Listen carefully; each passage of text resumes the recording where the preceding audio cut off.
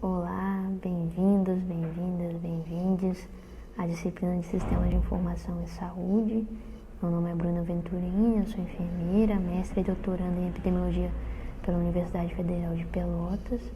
Eu vou ministrar a disciplina e estou à disposição para caso de dúvidas. Bom, a nossa disciplina está dividida em 5 principais tópicos.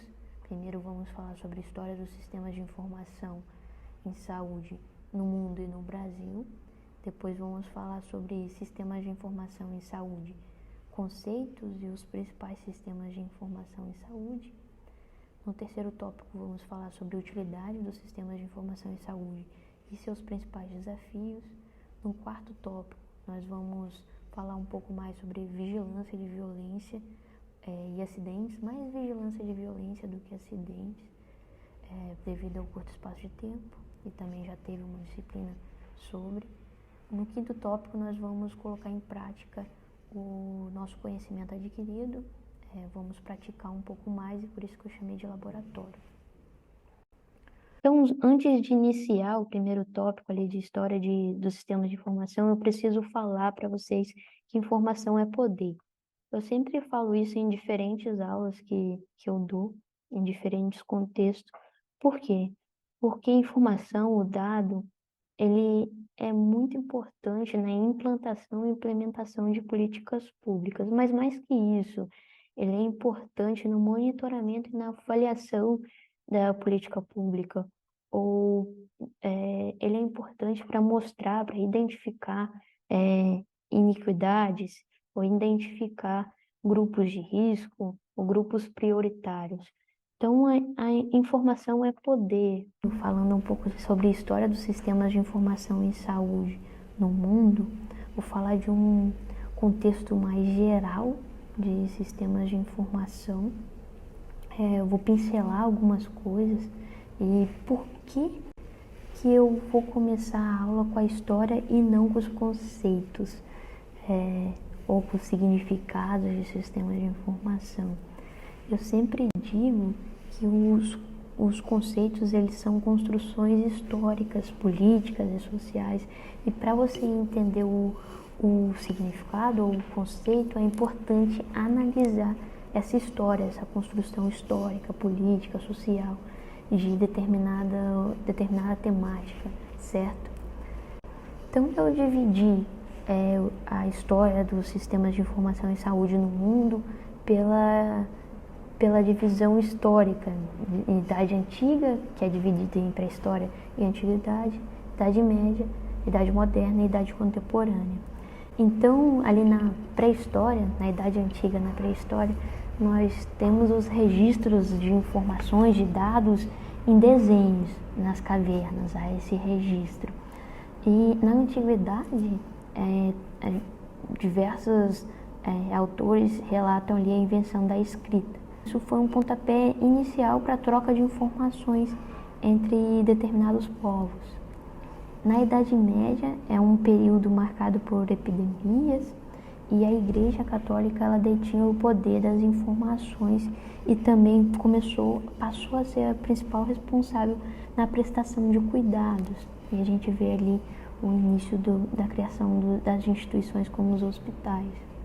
Na Idade Moderna, nós temos o intercâmbio de conhecimento e de tecnologia. Então, temos o início ali da evolução dos sistemas de informação, mas é na Idade Contemporânea que há um boom, uma evolução exponencial nos sistemas de informação, mas mais que isso, na estrutura dos sistemas de informação. Então, na Idade Contemporânea, conheceu a Revolução Industrial, também teve a criação de uma estrutura estatal para cuidar dos registros. Aí tivemos vários marcos, tem um microscópio, tem também os protótipos de computador, tem os microcomputadores, e enfim, hoje em dia o celular, ele analisa mais dados do que um computador na década de 90, início da década de 90.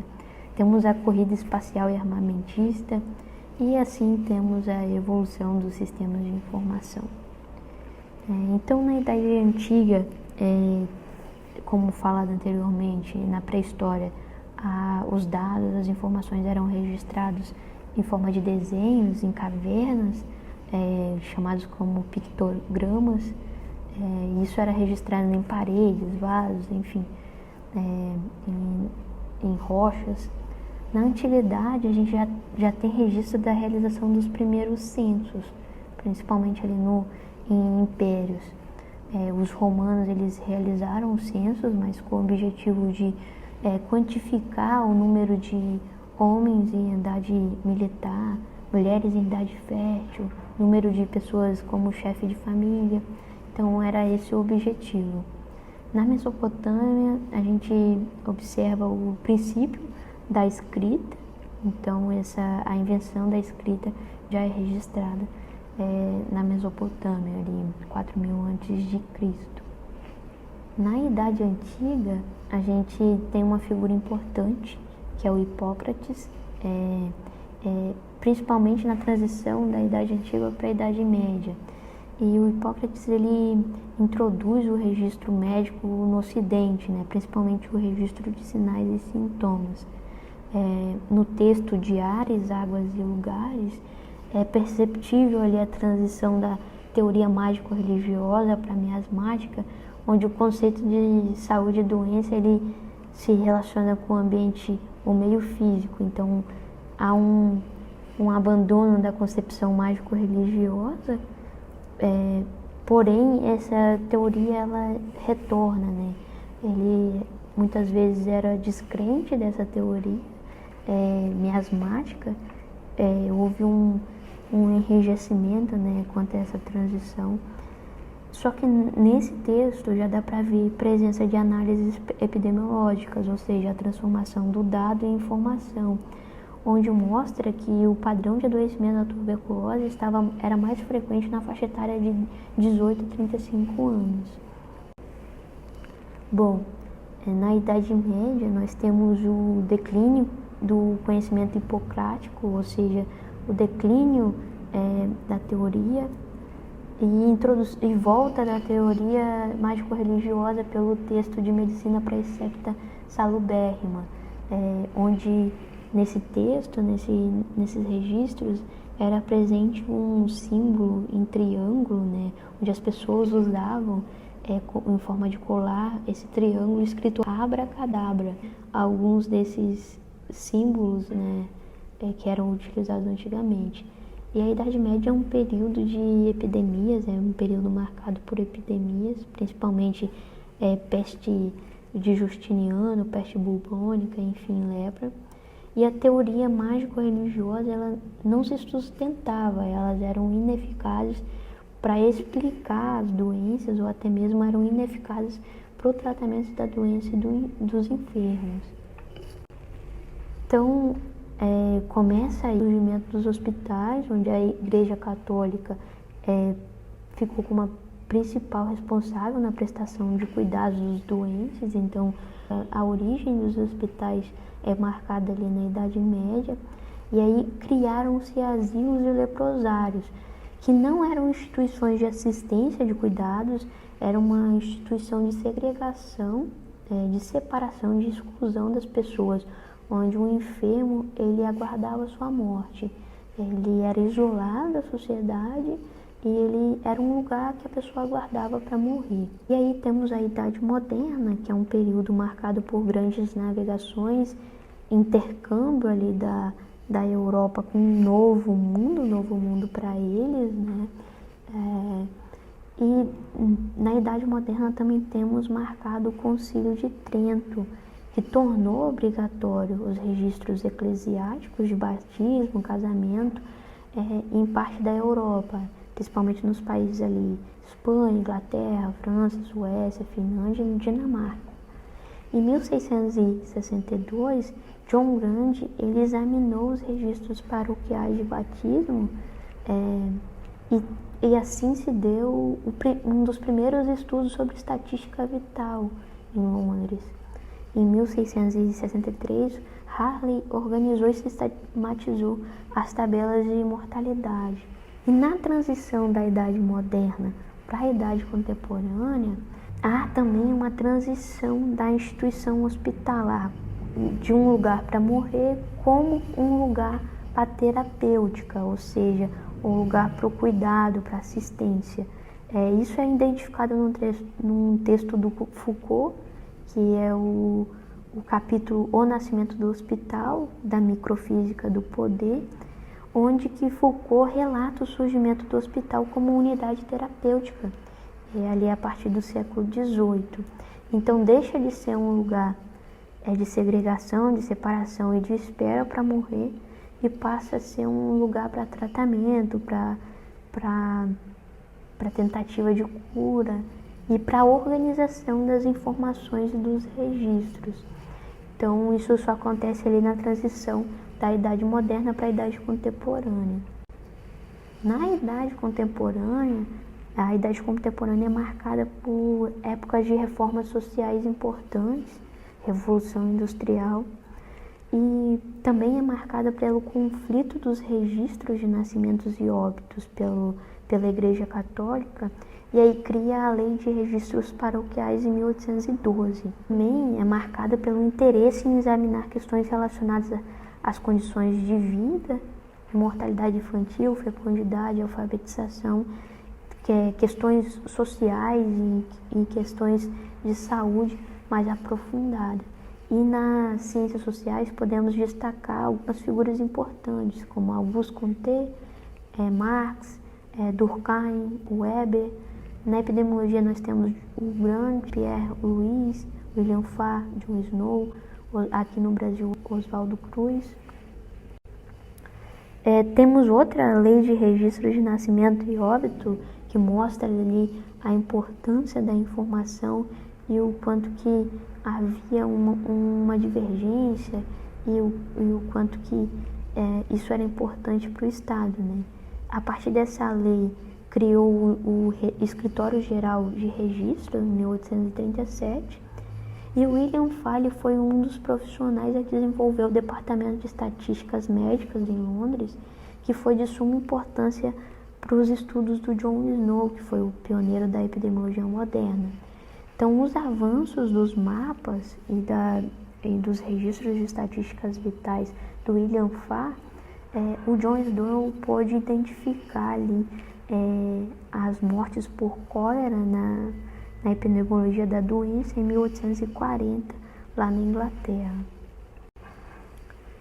Então, na Idade Contemporânea, nós temos alguns marcos e o microscópio ele é um objeto importante, principalmente para a mudança da teoria miasmática para a unicausalidade das doenças, principalmente a teoria dos germes ou teoria unicausal.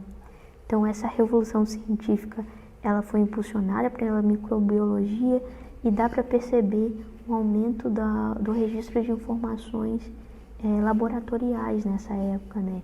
Já que surge o microscópio, e o microscópio é fundamental para o desenvolvimento ali laboratorial. Então, a partir disso, surgem figuras importantes como o Louis Pasteur, que com a teoria germinal de enfermidades, e também o Robert Koch, que identificou o bacilo do antraz, de tuberculose e do cólera, e a partir disso, né, criou o paradigma da transmissibilidade das doenças, ou seja, das doenças infecciosas. Então, isso mudou a produção de informações, como eu falei anteriormente, e as informações registradas passaram a ser mais laboratoriais, deram essa importância, né? Houve o registro maior de... Em 1948, na Constituição, na fundação da OMS, o conceito de saúde ele é definido como o estado completo de bem-estar físico, mental e social, e não só a ausência de doença ou enfermidade.